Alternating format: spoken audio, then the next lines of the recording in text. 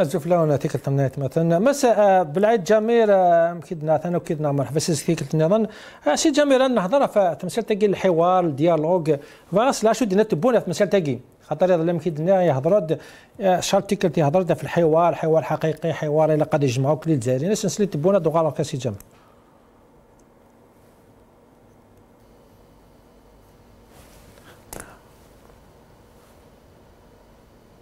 وعدت الطبقة السياسية للبلاد بفتح حوار لتعزيز أولا استقلالنا وتقوية الجبهة الداخلية، كما التزمت بذلك حوار يكون في مستوى الرهانات الداخلية ومنطلقا من إدراك الجميع في هذه المرحلة الدقيقة، وسيكون الحوار الوطني كما نأمل ذلك عميقا وجامعا وبعيدا عن الاستنساخ الخطابي، وسيكون ذلك إن شاء الله بصفة منظمة باش ننطلق انطلاقة جديدة في إعادة بناء هرم الدولة مرفوقا بتعزيز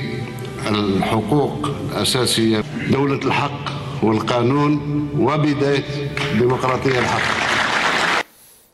مسا بلاد جمال شد هذا ولا بدايه ديمقراطيه حقيقيه كي غير صافي دي زاني ميدي يحكون كي قال خلاص الديمقراطيه نكون تعيشي الديمقراطيه ديمقراط كي قال مدنو كل حسدنا انا فينا المواقع هناك مازال نبغوا الديمقراطيه الحل الديمقراطيه الحقيقيه الحوار كي مكتورك شنو اولا ما كان سي جنبي سلطيد تسلم اكتسلع تراك انت العربيه لا كي اكتسلع طربيا كيني بلا جمالك تسلع كما سلطيد اكتسلع طربيا بس كنسلي عربيه الا شويه الحس ناك الديسكور كاين في الحوار قسمي ديوسامي الدنيا اماكن الدنيا لا بروميير فوا ناك نورمالمون لا فونكسيون البريزيدون ياكيني عبد المجيد تبول شيف دو ليطا ياكيني اسمي ديوسا ديال 12 ديوسا راه يفد ثمورث ساعات دي بتي بروبليم كذا مشطوحين سوا ايكونوميكنا باش كني اثني قاعدنا يفد ثمورث ساعه ان كرون بروبليم سورتو ان بروبليم بوليتيك يكرد الحراك يكرد وكذا نقول براسك 25 نا 30 مليون جزائريين دكوفريد تركم ثمارميط الى قاس ما تشعل تمس الى قاس لي بومبي الى قاس تخسين والى قرا داروا شعل نتيمس لا فونكسيون ينسنسا ادياوي دي ريزوليسيون يتمورث ادياوي لوفيرتور بوليتيك لوفيرتور ميدياتيك هذيك لا ريبريسيون انشتاقيني مرض هيك يضربوا وجود الجزائريين لا ريفورم دو ليكول لا ريفورم دو لا جوستيس تغال سون جوستيس ريالمون انديبوندونت هاتي لا ديموكراسي لا ليبرتي ديكسبرسيون ذا نشتاقي غاكو يضربوا كذود نتا اسمين غي ثران خاطر ماشي ذاك ذيك فوطين فلاس سرسنت ويكا ذيك لاند بوتفليقه ما من نتا الا دي ليكيب بوتفليقه خدمن اون كار دو كرون بي راسن اون بارتي رانتا الحبس ويا وذي الحان ذوك بريدي لا قد سكنني وكذود باللي غادي نخدم الاصلاحات اللي سوفا دو سلوغان ديال الجزائر الجديده ونظرات جلاند جديد ديكس يسد يكمل سور لا ميم فونكسيون دوبوي 62 RSA يكمل سي لا ميم فونكسيون دوبوي 62 بلوتو 2012 يكمل يونو فريد وريفدل وريس موزك كثي وكذود وريس موزك داشي دقاران الحراك بدل اسمي سميس الحراك المبارك سوا ديزون الحراك يقويتي دنتسا الور كون زران كوني 12 اكدود الجزائري فقد الجي مره في الشهور ورحنا عندنا فوطين امذانا ندقينا في السنيه كيزون كومونسي ايبورني الجزائريين وثنتن سلي فلاش بول صدير غالنتان سيكسر ذاكين ينا تدخل مع الحوار يهضر دا في اللم الشامل ولاش دا تدي نرى مي اشاك فوا سي لا ميم فونكسيون اما كنت يخدم شادليا اما كنت يخدم بوتفليقه اكن يتخدم مره سي لا ميم فونكسيون وهنا تبدلن يقولوا ديك انه يخدم ماذا قال لا tu es avec moi c'est bon si tu n'es pas avec moi qui est الحبس si tu n'es pas avec moi qui est de côté مثلا لا بروف باغ اكزومبل لي ميليتون بوليتيك يقلان ديال الجزائرنا لي جورناليست وندار ديال الكوبريد النسان سواء اثنا ديال الحبس سواء اثنا دارنتنا ليكار سواء كسنا سنا خديم يحسن القاضي غلقنا سلاشان ينس غلقنا الجورنال ينس بوركوا tout simplement parce que Darisen il a toujours été dans l'opposition الساكيني نزرع له FFS امكي كيخدم يدا يكشم ديال اللعب ياكل حامس كشم ديال اللعب قلنا لي زيليكسيون يا غينيا اثنا ولا ندم دوكا لنسن لو ار سي دي كي فولي با الحاله دي لي زيليكسيون الحاله يسن نزرع هذا شنو نسن خدمن باش تخدم محسن بالعباس ياكل ذا عثمان معزوز النزرع الساكيني هذا شي مقارن الحوار الاثنين الحوار نسن اين دنان الى قد نضئه ذوكي الحوار نسن ترى باش هذا وظن ضد الصحه الحوار اما كذي افير هذه يخدم ما يندينا وكذا الجزائري اكذا الجزائري يخدم دي روفونديكاسيون ويخدم لي دوموند ماشي ذا كارتي ديني نهضر على اساس كذا الجزائري جو في بارتي كذا غينيا اي جو سوي لا سا غينيا ات دينونسي واد قارغ ذا شنو نبغى نكون سو كذا الجزائري اما كافير ابل à la vraie opposition il n'a qu'à faire à des souffres il حبسنا راي وهذا سنير الكازي نسن فيارج وإلا قال لي بورسويت إلا قال لا جوستيس انديبوندونت هتجوجي نتات ماشي انه ثاني التليفون راه حكمن انه ثاني غير كنيسني هو النور دواكي هذا الحوار ماذا الحوار اليوم يا سيوليت البارتي اسني فكا ام دقام تقولنا دي لاسومبلي سيولات البارتي اسيفكا ان بوست مينيستيريال سيولات البارتي اسنتكن دي تروك دي زافير ثقيني يقول ربي ماشي الحوار الجزائر الجديده فيه هضرنا كغينيا يقول ربي مازالو يكيسار الصديد الفلاس توجور اللي رويي توجور تقديم ذي المحاله تحرك ذي المحاله تبدل تنمير تيكا في العيد عطيك ساك مع عزيزنا في العيد جميل هذا مغنى ساتي سي فرنسا تنمير تمقراتك ما نصر تنمير سمير يعطيك الصحه تنمير في مكيد النضي الجمير بالعيد جمير. Bien sûr, on a été rejoint par notre confrère Chaban Qassi qui va nous donner aussi la réaction de la presse française. La presse française a réagi par rapport donc aux propos de Abdelmajid Tebboune par rapport donc à l'affaire de Boualem Sansal. Chaban Qassi, bonsoir. Azul filak Chaban. Salam alaikum Azulfilaouen, bonsoir à tous, bonsoir cher Nasser et cher Salim. Je vous propose d'écouter pour commencer l'écrivain Nathan Dever. Vous allez voir, hein, il ne va pas de main morte quand Abdelmajid Tebboune dit clairement que Boualem Sansal ne connaît pas son père, excusez-moi du terme, et bien pour lui c'est le traité de bâtard. Voilà, malheureusement, on n'a pas entendu la femme et voilà le journaliste écrivain ici qui qualifie effectivement de dictature et d'oligarchie le pouvoir militaire. Alors c'est quelques-unes de presse pour enchaîner. Bon, pour aller très vite parce que le temps passe vite. En tout cas, les presses aujourd'hui reviennent bien évidemment sur la mise en lumière des méthodes répressives en termes de liberté et de droit concernant le pouvoir algérien. On revient aussi sur le niveau de la diplomatie algérienne. Comment le premier donc haute fonction de l'État, un président peut-il donc employer de tels termes? Comment est-ce possible? Certains reviennent aussi sur ce discours qui est loin d'être historique et qui a déjà été aussi évoqué depuis plusieurs années, et puis aussi sur les dérives du chef de l'État algérien. Donc beaucoup, voilà, vous avez les unes ici sur les injures.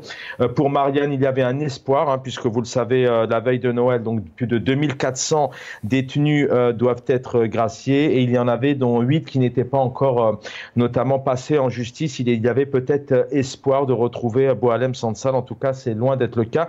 Et puis France Info, le comité de soutien international de Boualem Sansal qui appelle Macron et l'Europe vraiment à la libération immédiate de Boualem Sansal, cette détention, que ce soit dans un cachot ou dans un hôpital militaire qui s'avère, sans les moyens de lui apporter les soins nécessaires, s'assimile à une non-assistance à personne en danger. Voilà pour aller vite, mais voilà une presse française qui réagit énormément et qui, je vous le rappelle, vraiment met encore en lumière les méthodes répressives et les méthodes aussi de diriger un État. On n'a pas écouté le deuxième extrait, mais beaucoup parlent vraiment de dire clairement ne pas mélanger le pouvoir algérien, sa présidence et ses réactions, mais aussi les qualités et le talent des Algériens et des Algériennes, aussi bien dans le pays, mais aussi bien au niveau de la diaspora. Ne pas mélanger les deux. Voilà, j'espère que je n'ai pas été très long. Bonne soirée à tous.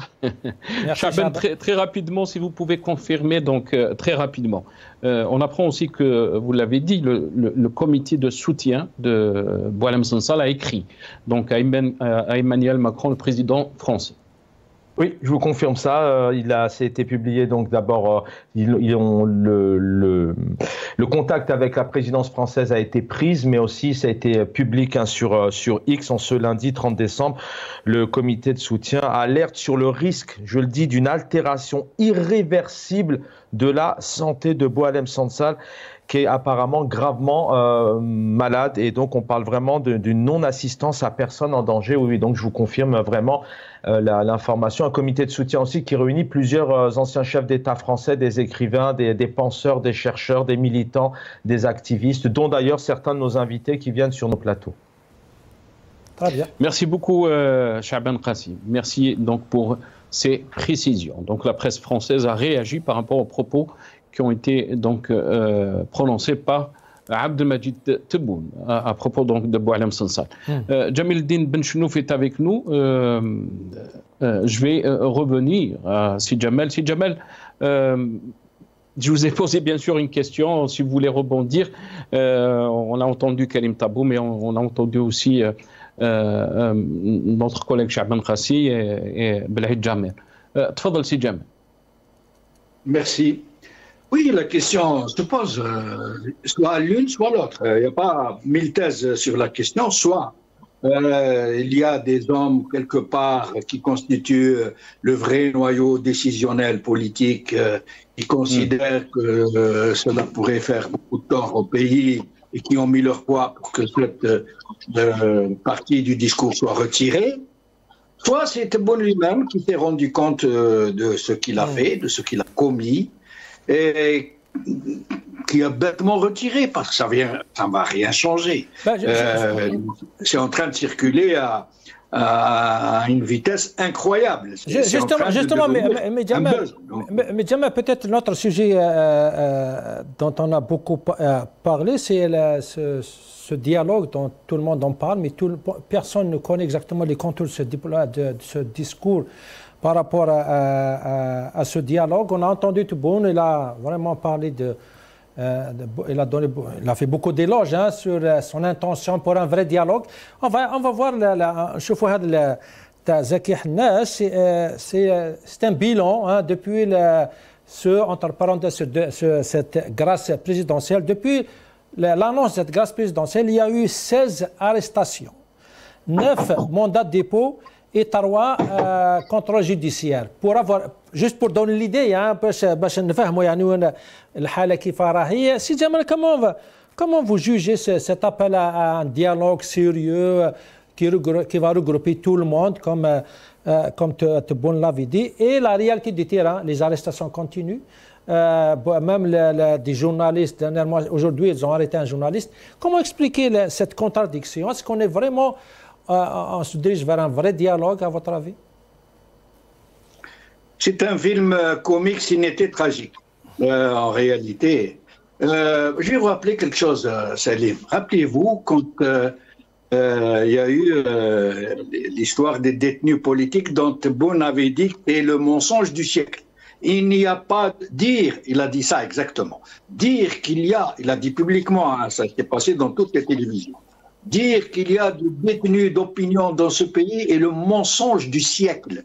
Nous sommes un État démocratique, nous sommes un État de droit, nous avons des institutions élues, rappelez-vous. Et puis maintenant, qu'est-ce qu'il dit? Il dit, oui, c'est vrai, mais maintenant nous allons mettre le premier pas dans la démocratie pour bâtir la démocratie. Vous voyez un peu Alors, et puis là, la contradiction. Il parle de lancer un dialogue avec toutes les parties sans exclusive pour essayer de faire parler les Algériens entre eux, essayer d'avancer vers la démocratie. D'accord. Et à qui il dit ça? Il dit ça aux représentants du peuple. Devant qui il fait le discours? C'est qui? C'est le Sénat et les députés. Or, s'ils sont vraiment élus, ce qui n'est pas le cas, nous on le sait, les Algériens le savent, que ni le Sénat ni la Chambre basse n'ont été élus. C'est de la fraude électorale. La Constitution, le référendum sur la Constitution, il y a eu moins de 20% de participation. Donc on sait qu'il n'y a pas... mais si tant est que ce sont des représentants du peuple, puisqu'il a dit « je suis en train de m'adresser aux représentants du peuple ». Et dans ce cas, pourquoi lancer un appel au dialogue? Pourquoi ne pas discuter avec nos représentants, si tant est qu'ils sont vraiment nos représentants? Il y a comme une contradiction flagrante dans ces bizarreries.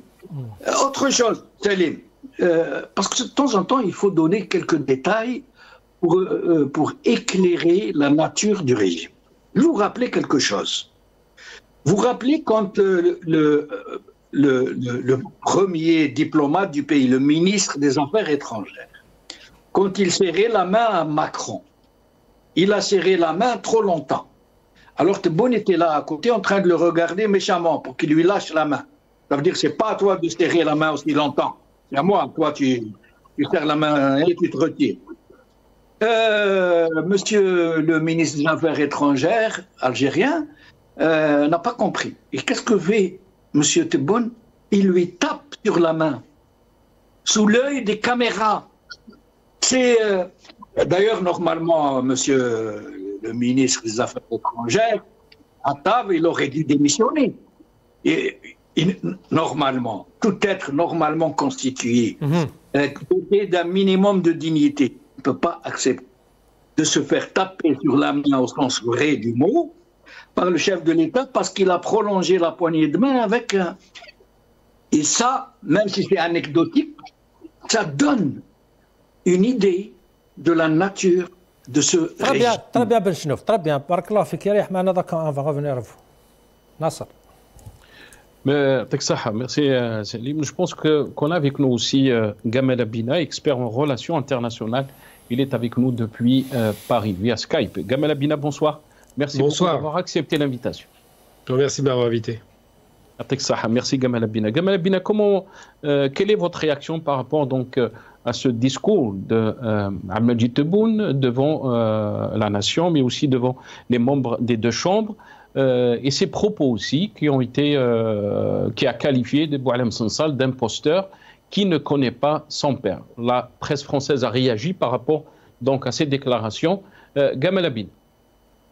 J'ai envie de dire que si la presse française réagit aussi mal vis-à-vis de ces déclarations, elle devrait réagir de la même façon vis-à-vis des déclarations de Driancourt qui passe son temps à vomir sur l'Algérie sa haine totale, alors qu'il y a été en poste 2 fois et qu'à l'époque ça ne le dérangeait pas de voir le système qui était corrompu.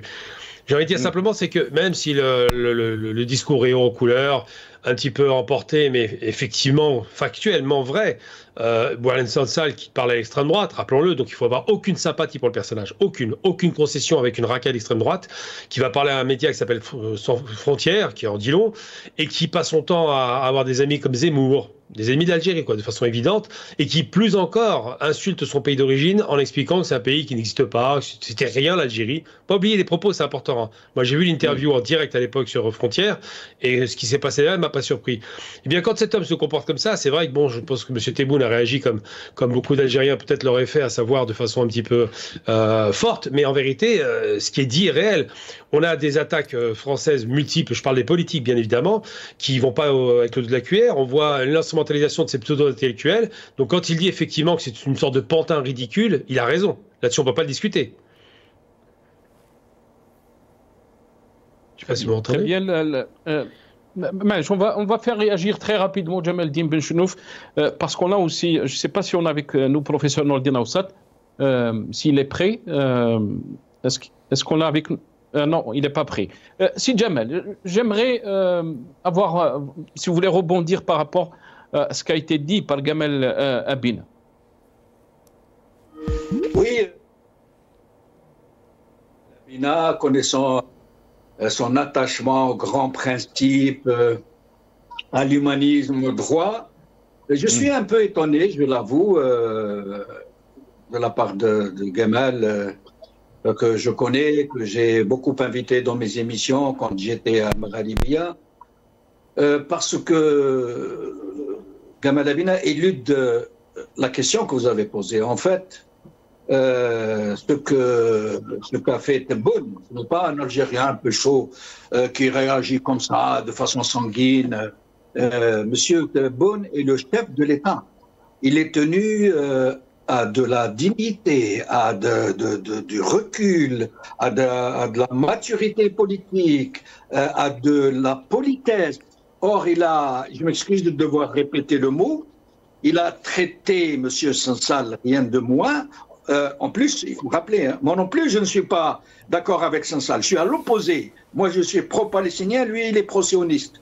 Moi, je suis pro les droits de mes co-religionnaires, même si moi-même, je ne suis pas très pratiquant, mais je défends leur droit à pratiquer leur religion, contrairement à Sansal, qui appelle quasiment au lynchage des musulmans. Et je passe sur le reste, le révisionnisme sur les frontières et tout. Moi non plus, je ne suis pas d'accord avec lui. Mais je défends le principe de présomption d'innocence qui a été foulé au pied par la première institution de la République incarnée par M. Tebboune. Et je rappelle un mot, les Aïb, normalement on ne le dit pas, je rappelle à Gamal Abina que M. Tebboune a traité Sansal de bâtard. Il ne connaît pas son père. Et ce n'est pas seulement une insulte à Sansal, mais c'est une insulte à tous les enfants innocents qui sont le fruit de relations extra-conjugales, y compris les enfants nés du viol. Et Dieu sait que dans la décennie rouge, il y a eu au moins, pour ne pas dire des dizaines de milliers, il y a eu au moins des milliers de petits-enfants nés pendant cette période qui ne connaissent pas leur cas. Très bien, Jamal. Dans l'occurrence, et j'en aurais fini, M. Sansal connaît très bien son père, qui s'appelle Abdelkader. Toute la population de la région le connaît, et je considère que c'est une honte et une infamie qu'un chef de l'État se laisse tomber aussi bas. Très bien, Jamal. Voilà. Si Jamal, je vais donner la parole après à notre ami Salim Salkha, mais je voulais aussi vous faire, on va essayer de revoir cette vidéo, puisqu'on a parlé des réactions dans la presse française, mais aussi dans les médias français. On va réécouter ou revoir donc cette vidéo, et on revient à nos invités juste après. Ça, c'est وكذا ضم غنز السرتيت اكاديميسيان et analyste politique c'est français. Je voulais que merci de nous salam alaikum, merci d'avoir accepté notre invitation.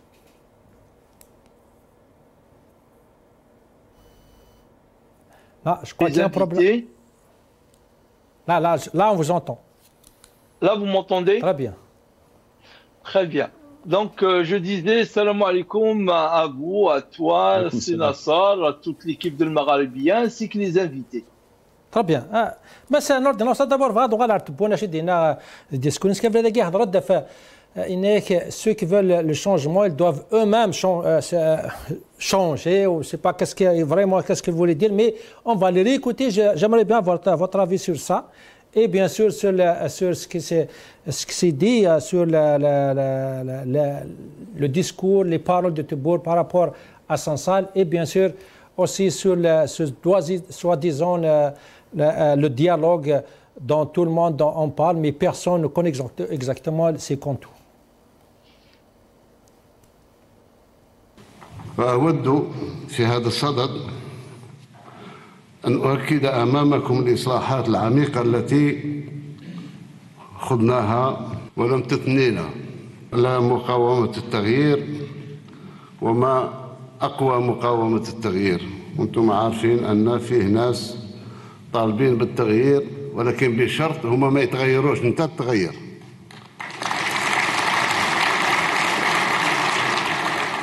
تغيير للجميع، كبيرهم وصغيرهم. تغيير للجميع، كان الناس يحبوا التغيير بصح هما ما حبوش يتغيروا. Qu'est-ce que vous en pensez, M. Aoussat?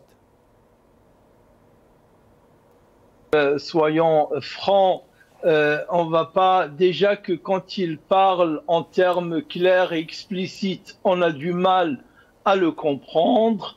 Et s'il parle avec des énigmes, je ne vais pas m'amuser à déchiffrer les énigmes d'Abdelmajid Tebboune. Je ne ferai pas ça. Je ne ferai pas ça. Par contre, je lui demanderai que l'histoire le regarde. Et les Algériens le regardent. Cette langue de bois, ces propos énigmatiques, ces propos obscurs, opaques, c'est fini. Nous sommes à la fin du 2024. Nous avons franchi un quart de ce 21e siècle. Et on ne va pas retourner aux années 60. On ne va pas retourner aux années 60. S'ils veulent changer, le chemin du changement, la voie du changement, elle est claire. Pour commencer, Doula Madaniya Machi Askariya. On veut que les militaires quittent le champ politique et ça, c'est le premier changement. Et ce changement-là ne vient pas des autres, il vient d'eux. Il vient du pouvoir, il vient de ce régime. Ça, c'est pour commencer. Ensuite, bien entendu, un changement, personne n'a revendiqué le changement sans en être concerné et sans se considérer le premier à changer. Celui qui a demandé le changement, c'est le Hirak. Et toutes les composantes du Hirak et qui sont restées fidèles aux demandes du Hirak de façon pacifique, de façon non violente, mais un changement radical du régime. S'il est prêt à faire cela, et j'en doute fort qu'il le soit, Bismillah, allons-y, il est déjà bien trop tard, mais il n'est jamais trop tard pour bien faire. On va commencer l'année avec une grâce présidentielle sous l'égide des mesures d'apaisement, comme il l'a dit. Puis, il annonce un dialogue qui va regrouper tous les Algériens. C'est des bons signaux. Vous pensez que c'est le bon chemin à prendre? Écoutez, je commencerai par la deuxième question. Pour ce qui est du dialogue, ce pouvoir, ce régime ne sait pas ce que c'est que le dialogue. Il ne sait pas. C'est pas qu'il ne le pratique même pas. Il ne sait pas ce que c'est que le dialogue. Le pouvoir, le régime algérien, je le dis avec beaucoup de désolation, avec beaucoup, je dirais, d'amertume et de regret, il n'a jamais dialogué avec personne. À aucun moment, à aucune période de l'histoire, il n'y a eu de véritable dialogue. Alors, sans compter que pour dialoguer, il y a ce qu'on appelle les prémices. Il y a ce qu'on appelle les préalables, sur le point de vue des principes, mais au moins sur les signes. Quels sont les signes? Quels sont les signes qui devancent ce dialogue soi-disant qui nous est comme ça promis, annoncé? Moi, je ne crois pas. Je n'ai jamais cru. Si j'avais cru un moment pendant le printemps-été 95, j'ai cru. J'étais vraiment convaincu, j'attendais qu'il y ait un véritable dialogue. Finalement, ce n'était que de la poudre aux yeux, ce n'était que de la manipulation, donc je ne crois pas au dialogue de ce pouvoir. Et s'il veut vraiment qu'on croie à sa promesse, à sa énième promesse de dialogue, qu'il le montre. Qu'il ne le montre pas par des paroles, parce que même les paroles, elles sont piètres, elles sont vides, mais par des faits. Et ce qui me permet de revenir à la première partie de votre question, si Salim, c'est mesures d'apaisement. Ce n'est pas comme ça. Non, ce n'est pas comme ça. Quand on veut apaiser, quand on veut libérer, gracier 4701 personnes emprisonnées, il y a des manières de le faire. On le fait dignement. Je dis dignement. Et c'est quoi le faire dignement? C'est que si on est aussi précis dans le chiffre 4701, c'est qu'on sait qui va être libéré. Qu'on l'annonce à leur famille. Il y a bien plus que cela de prisonniers. Pourquoi laisser toutes les familles qui ont un ou plusieurs prisonniers dans l'attente Est-ce que le leur est concerné ou pas? Qui va être emprisonné, qui va être libéré ou pas? Pourquoi laisser la presse étrangère dire que tout ça c'est pour libérer, comment il s'appelle, Boualem Sansal, etc. Non, non, non, non. Le pouvoir, il est en train de patauger dans le magma de sa politique politicienne qu'il a initiée et dans laquelle il est englué depuis longtemps. Je ne vois aucun signe véritable de sortie ni de changement de leur part. C'est Nordine. Vous vous êtes exprimé donc sur ces questions, mais j'aimerais avoir votre avis par rapport aux propos d'Ahmed Tebboune à l'encontre de Boualem Sansal. Je rappelle que vous êtes académicien, analyste politique, mais aussi un imam. Comment peut-on qualifier donc ces propos, c'est Nordine? Regardez, donc pour ce qui est de, je ne sais pas d'ailleurs, je me pose la question, pourquoi tout le monde traduit ce qu'a dit Abdelmajid Tebboune par imposteur? Moi, si j'ai bien entendu, je l'ai écouté 2 ou 3 fois, il a parlé de normalement, avec une kasra de l'âme, c'est un voleur. Hein, il n'a pas parlé de, comment il s'appelle, de Muharrij ou comment il s'appelle, Dajjal. L'imposteur en arabe, c'est Dajjal, c'est Dajjal. Mais lui, il a parlé de je ne sais pas qu'est-ce qu'il a volé, ça d'une part. Donc, parlons plutôt de voleur. Est-ce que c'est voleur parce qu'il était haut cadre, très haut cadre, le premier haut cadre du ministère de l'Industrie et touchait son salaire sans travailler pour ce salaire-là? Il était tout le temps absent, ou la plupart du temps, je ne sais pas. Mais c'est vrai, c'est regrettable. C'est regrettable, moi je le regrette en tout cas, que Abdelmajid Tebboune rentre dans ces considérations-là. Premièrement, on l'a envoyé, comme si c'était quelqu'un qui a été envoyé. Il vit en Algérie, il vit la plupart du temps en Algérie. Donc personne ne l'a envoyé, c'est lui qui a été envoyé. Il nous a été envoyé, nous, qui vivons en France, les musulmans notamment qui vivent en France et qui ont un ennemi et qui ont un haineux, comme Boualem Sansal qui vient cracher le feu et injecter son venin et son poison ici au sein de l'opinion française contre les musulmans, oui, mais il n'a pas été envoyé en Algérie. Mais sinon, son propos est vraiment regrettable. Comment expliquer ça, en fait, la censure? Parce qu'après la diffusion de son discours complet, il n'y a plus de cette séquence où il a vraiment insulté Sansal. Comment expliquer cette censure? Est-ce que vous pensez que c'est censure?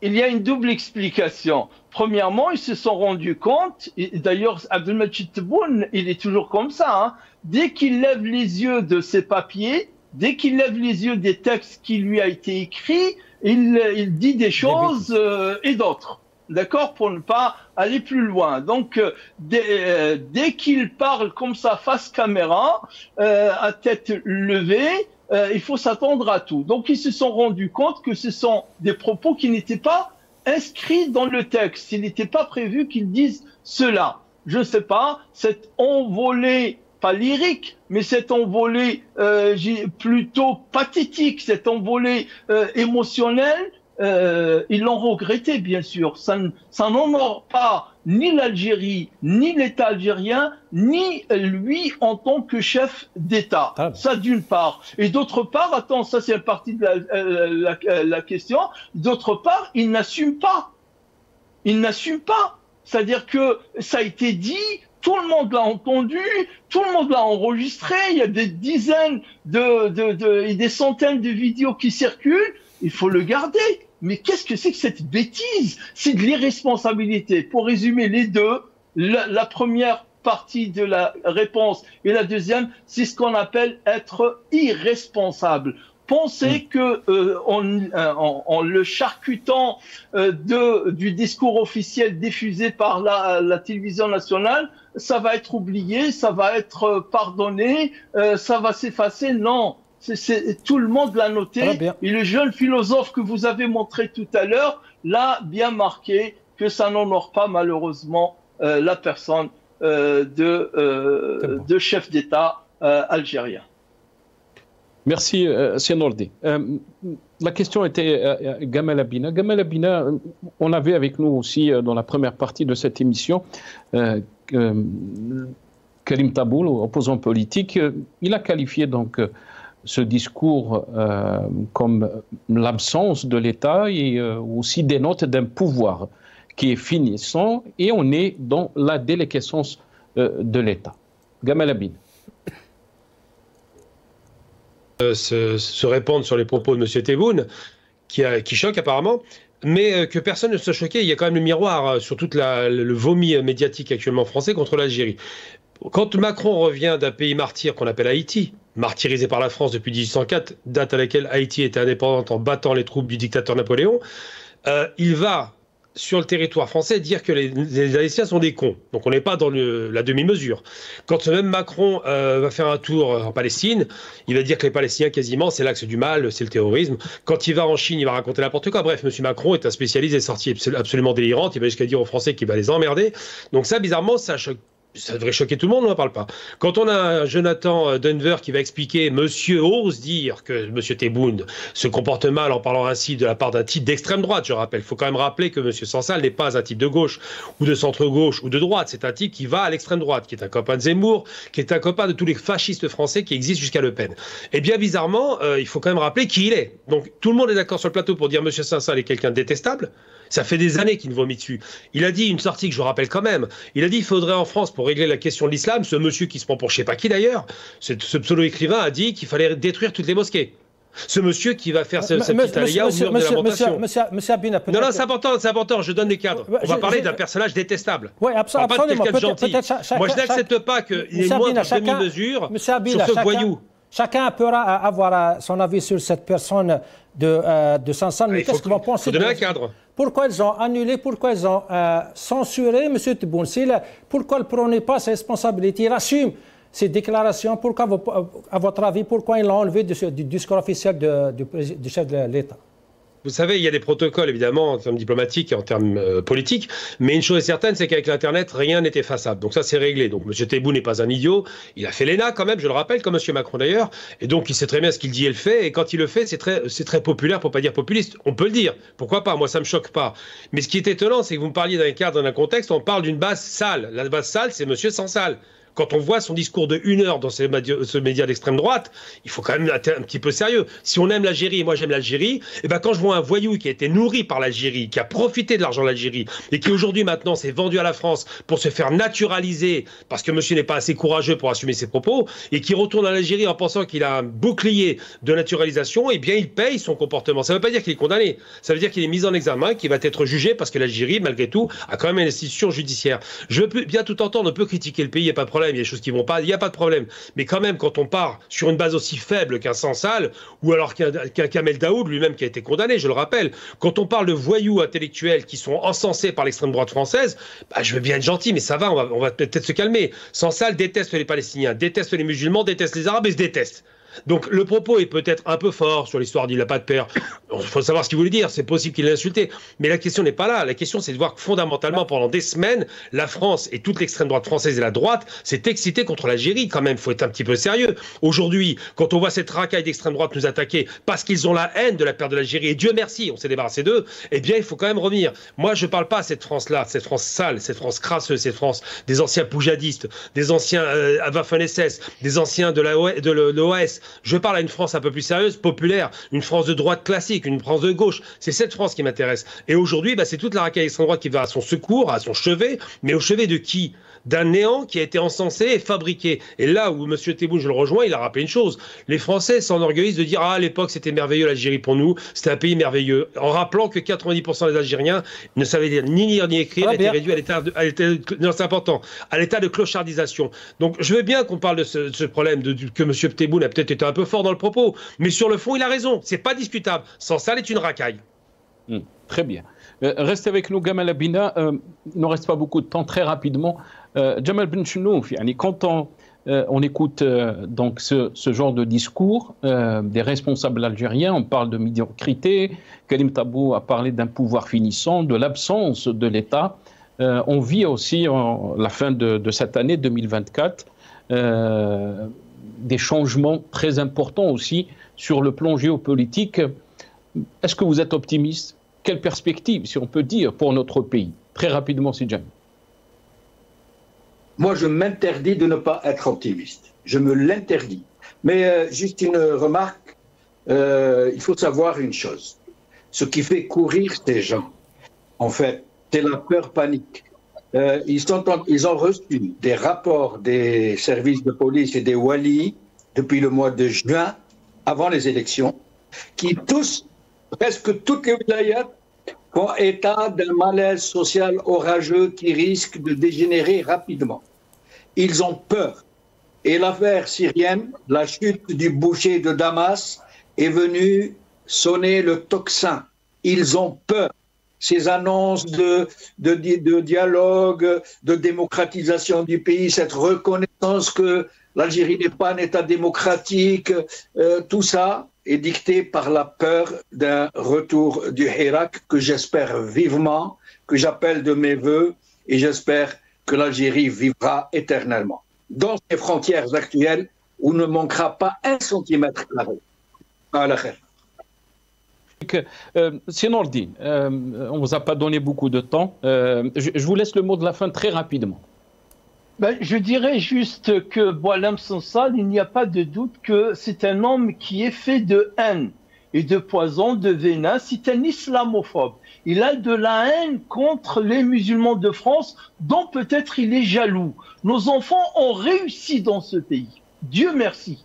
Ils ont réussi dans leurs études et ils réussissent dans leurs emplois. Et lui, il attise le feu contre cette communauté musulmane. Ça, il n'y a pas de doute là-dessus. Mais ce n'est pas une raison pour faire de la même. J'aurais aimé que Abdelmadjid Tebboune s'adresse au ministre de l'Intérieur français, de lui dire « Occupe-toi des affaires intérieures de la France, ne te mêle pas de Abdelmadjid Tebboune ». J'aurais aimé qu'il s'adresse à des hommes politiques. C'est pas à répondre à des petites paroles et des petites rubriques dites ici et là par des journalistes ou des écrivains ou autres. Mais sinon, de leur dire si vous êtes ému, si vous êtes soi-disant ému par humanité pour un homme de 80 ans, du coup, on parle que de 80 ans, on parle pas de 75 ans qui est son véritable âge, pourquoi vous ne montrez pas le minimum d'humanité et d'empathie pour les centaines d'écrivains palestiniens qui sont morts? Pourquoi vous ne le montrez pas pour d'autres écrivains? Donc, on sait bien qu'il y a de la rancœur derrière, on refait l'histoire derrière, et j'aurais aimé que Abdelmadjid Tebboune soit à la hauteur. Mais sinon, c'est la seule. Pour le changement, c'est un chemin qui est clair et on sait par quoi commencer et comment le faire. On n'arrête pas des gens, des journalistes aimés de tous et qui sont paisibles en appelant soi-disant Boualem Blam, je crois, et il y a un autre, en appelant soi-disant à l'apaisement. Très bien. Termitek سي نوردنا يعطيك الصحة. نوردنا وساط أكاديميسيان أناليست بوليتيك دماغ السياسي فرنسا. تنمية تمقاتك مع عزيزين مس Gamala Bina, expert en relations internationales de Paris. Merci beaucoup d'avoir accepté notre invitation. مس جمال بن شنوف نشارك بزاف. بارك الله فيك يا جمال. الحمد لله ما كي قلت لك ريح ترونكيل ما ريحش ترونكيل وكملت. يعطيك الصحة سي جمال. بارك الله فيك. فوالا يعطيكم الصحة. مثلا ناصر أولنقارو. Salib, donc je remercie tous nos invités d'avoir participé à cette émission. Certes que demain on aura aussi une couverture spéciale par rapport donc à cette fin d'année. Voilà, Salib.